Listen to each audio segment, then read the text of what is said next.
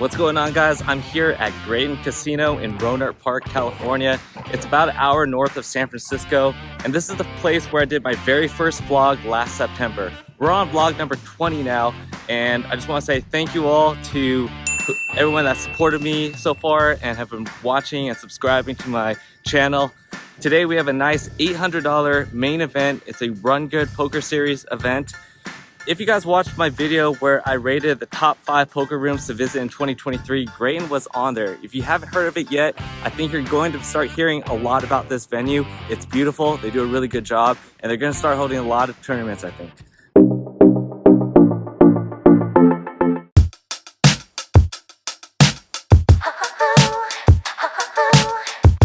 Alright, I got a bag full of free PokerBros t-shirts and hoodies to hand out. This is a really nice casino. It's currently California's largest casino. They have a nice poker room, and they just started doing tournaments last year because I think they were on like county probation or something for a certain amount of years after opening, but now they're able to do tournaments. So that's why I think this venue is going to be huge. There's a lot of money in the Bay Area in this area, so yeah.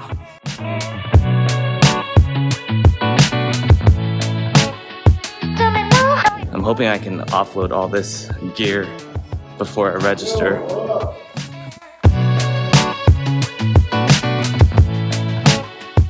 What's up, guys? Okay, that's the real team and me. And we got Cutter over here. What's up, Cali Kid. What's up, Cutter? Back at it. All right. Welcome to Graton. Thank you. What's up? He follows me. Yeah. Give him some PokerBros merch. All right, mission accomplished. I emptied the bag. Gonna go put this back in my car and then register for the tournament.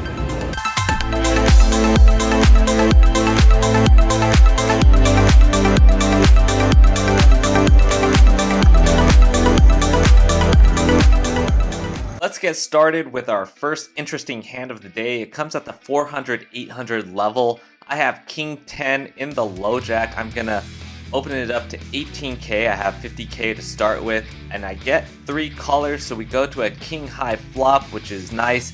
I have top pair. I'm gonna put in a c-bet of 2K into an 8K pot, only at 25%. I decided to bet on the smaller size because the hijack behind me could have hands like king jack or ace king maybe or king queen. I also want to keep the weaker kings in, and I think that the big blind has a lot of weaker kings in his big blind defensive range, so that's why I chose the 2K. The hijack behind me folds, so now I have position. I don't have to worry about him having a better king than me. Small blind also folds, and then the big blind check raises me to 6K. Now we have to think about what hands might be doing this. This is a pre-flop reaction chart off of Floptimal, showing what the big blind's calling range is in this scenario. The top of his range would be like a set of 4s, maybe jack 4 suited or king 4 suited, maybe even king jack. And then some of the weaker hands that he might do this with would be like gutter straight draws like queen 9 or something, or maybe like a pair 4 with a backdoor flush draw. I think the latter is less likely though, because he probably is aware that the king jack really hits my opening range well. I also think that hands like queen 10 would probably just peel a card because of that reason. And the big blind range also has a lot of suited weaker king X hands. One more thing I want to point out is that I don't think that this particular player is capable of check raising me with bottom or middle pair and a backdoor flush draw. So we could exploitively really reduce this range down a bit. The turn is an ace, which is a great card for my range, but the big blind does not slow down. He bets 12K, and I have to think about this. If he's not worried about the ace, does that mean he has a set? Does he already have 2 pair? Maybe he just made 2 pair with like ace jack. I don't think he has any ace kings. He probably would have raised that pre-flop. So he's playing it like he has 2 pair or a set, but he does have a lot of king X hands, as I said earlier, in the big blind range. And we see this a lot in lower buy-in tournaments where inexperienced players will be out of position and they don't slow down on a bad turn card, and they effectively turn their hand into a bluff. So my hand is actually a great bluff catcher against all those weaker king X hands that he's bluffing with now without realizing that he's bluffing.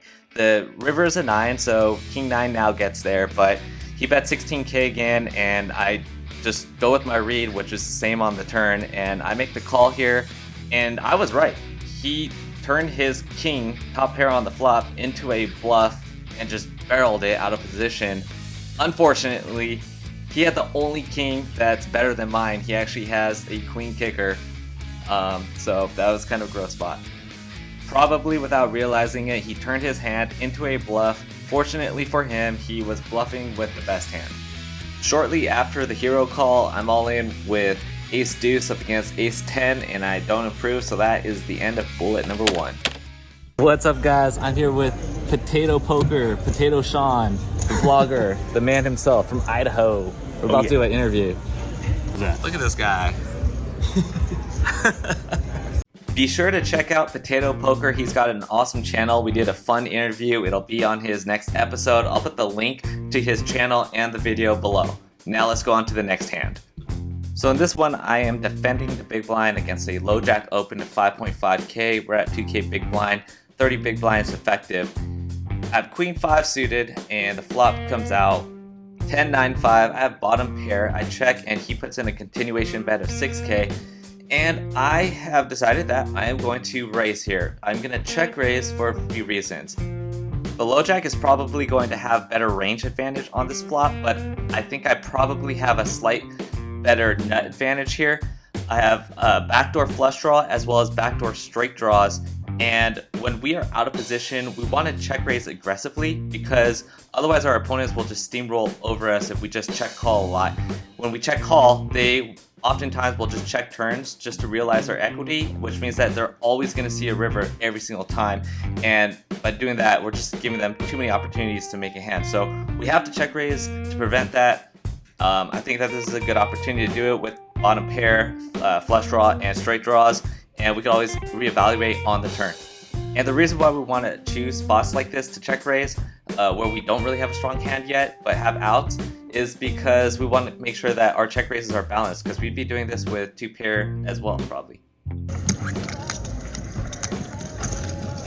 Bullet 2 update. We're on a break. There are 63 players left. 30 are gonna bag in flight 1A. I've got like 12 big blinds, and I'm really hoping I don't have to play 1B because it's a 5 p.m. start. That will probably go to like 2 a.m. If that doesn't work though, then there's 2 fights tomorrow as well. But the blinds are up to 5k now, and I look down at ace 9. I rip it from the cutoff with 11 big blinds, and the big blind wakes up with ace king, and I do not improve. So once again, I get control alt deleted for the second time, and it's back to the registration line to play flight 1B, the dreaded 5 p.m. start time. Third time's the charm, they say, right? So here I am, gonna open 2x from the cutoff with jack 10 offsuit. The big blind's going to defend, and we're going to see a flop. It comes out 8-7 tray. I have 2 overs with a gutter straight draw. I'm just going to check this back. There's just no reason for me to bet at all. He has nut advantage, and if I were to continuation bet here, he could, if he comes over the top, I'm just getting denied a ton of equity with my straight draw. So I check, and bink, there's the nut turn card. Now he's going to bet 11k. I'm just going to call here. I want to keep all of his bluffs in, and I could always bet the river if he checks and slows down. The 4 diamonds is on the river. He barrels 18k. I go all in for 51k, and he folds. So I win a nice pot here, and we're going to the break.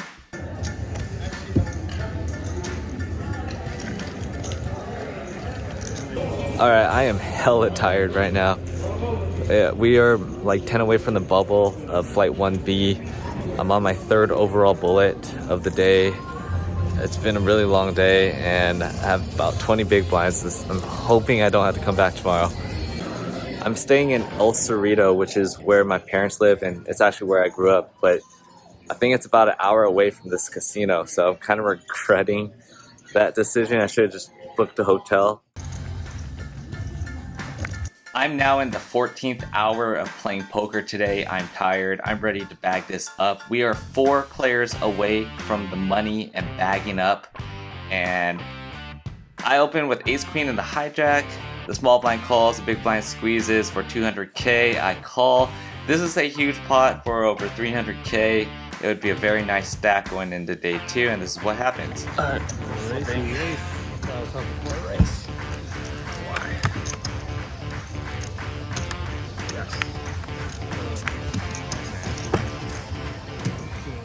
Max Payne, busted 4 from the bubble, and I'm coming back tomorrow. Alright, ladies and gents, but mostly gents because my YouTube analytics say that 98% of my followers are male. Anyways, today is 1C and 1D. It's a double flight day just like yesterday, 11 a.m. and 5 p.m. start times. I'm firing bullet number 4 and 5 if needed, hopefully not. Yesterday was a day of max pain, similar to my last tournament in LA, but I came back the next day and ran deep in that tournament. So I'm hoping to do that again today. I have decided also that I will not play the 5 p.m. 1D flight, even if I don't bag 1C. I'm just not up to playing 14 or 15 hours of poker for max pain 2 days in a row. It was very tiring. So if that happens, then we're just on to the next tournament. Bullet 4 started off promising. I doubled up with pocket aces. I also sucked out against pocket kings versus short stack when I flopped the nut flush. But after that, things slowed down. I lost some flips and I was short stacked again with 10 bigs. In this hand that you're about to see, a short stack with 10 bigs goes all in. I also have 10 bigs. I put it in with king queen off and then the big blind calls. So we're going to see three-way action. I guess one of us can double up. We have about the same. I think you have me covered by like 400. Okay, I need to give you guys action, huh? 92? This is 92? No. Three-way all Good in. luck, Connecticut. Thank you.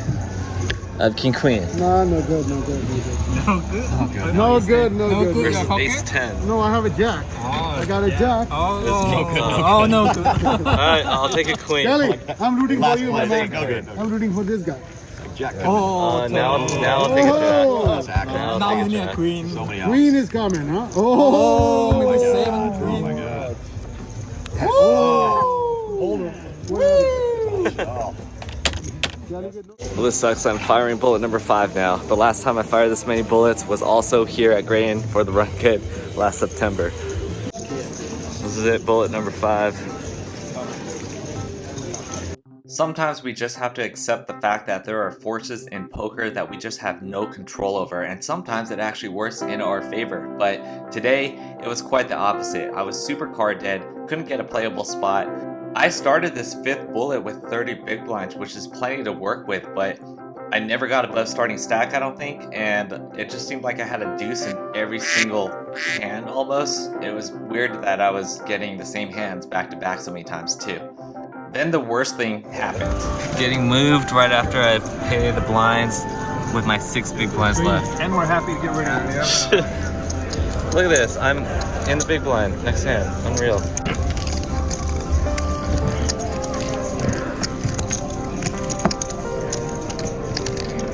So now that I have to pay the ante again, I'm down to 5 big blinds and I have king high. I put my last 2 chips in. I'm up against ace king and I do not improve.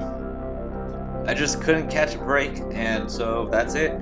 It's on to the next. That was the wrong card. Well, that sucked. I got moved in the big blind. No, wait. I got moved on the button with 6 big blinds, got moved to the new table in the big blind, and bust on the next hand. So that's it for the main event. The next one is the 1100 one-day event, which should be pretty good. So far, I suck at Graton. I'm like the worst at Graton.